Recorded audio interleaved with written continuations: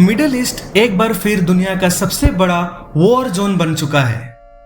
Iran और Israel के बीच का टेंशन अब फुल स्केल कॉन्फ्लिक्ट में बदल चुका है। क्या यह सिर्फ एक रीजनल वॉर है या वर्ल्ड वॉर का पहला सिग्नल? सबसे पहले समझना होगा कि यह लड़ाई आज की नहीं है। ईरान एक शिया मुस्लिम कंट्री है और इजराइल एक जेविश नेशन।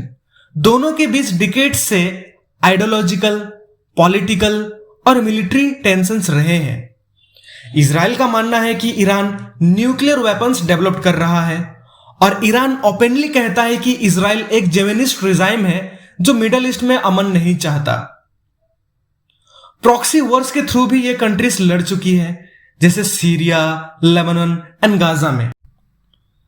जून 2025 में कॉन्फ्लिक्ट एस्केलेट तब हुआ जब ईरान ने इजराइल पर बैलिस्टिक मिसाइल्स और ड्रोन अटैक्स लॉन्च किए in response to an Israeli air strike on an Iranian nuclear facility in Natanz. Israeli PM Netanyahu ने क्लियर वार्निंग दी, any attack on Israeli soil will be treated as a declaration of war. Iran ने फिर से retaliate किया with long range drones and hypersonic missiles और कुछ Israel का iron डोम system से बचकर टारगेट्स तक पहुंच गया। इससे क्या हुआ? बहुत सारे लोग घायल हुए, बहुत ज्यादा इंफ्रास्ट्रक्चर डैमेज हुआ। अमेरिका ने इजराइल को फुल सपोर्ट दिया है, जबकि रसिया और चाइना ने ईरान के साथ डिप्लोमेटिक टाइज स्ट्रॉन्ग किए हैं।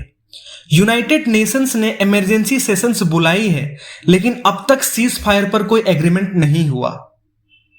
यह लड़ाई सिर्फ ईरान इजराइल तक सीमित नहीं रह सकती। ईरान के प्रॉक्सी ग्रुप जैसे हिजबुल्ला और हुतीस ऑलरेडी एक्टिव हो गए हैं। अगर यह कॉन्फ्लिक्ट स्प्रेड हो जाता है तो ऑयल के दाम बढ़ जाएंगे, ग्लोबल मार्केट्स गिर सकते हैं और रिफ्यूजी क्राइसिस और सिक्योरिटी थ्रेट्स और बढ़ेंगे। क्या यह मिडिल ईस्ट के लिए और एक खतरा हो सकता है? दुनिया में शांति सिर्फ बातचीत और डायलॉग से आ सकती है, डिस्ट्रक्शंस और वॉर से नहीं। न्यूक्लियर पावर्स के बीच ये टेंशन सिर्फ रीजनल नहीं, एक ग्लोबल कंसर्न भी है। अगर आपको ये वीडियो अच्छा लगा, इंफॉर्मेटिव लगा तो लाइक करिए, कमेंट करके अपना ओपिनियन बताएं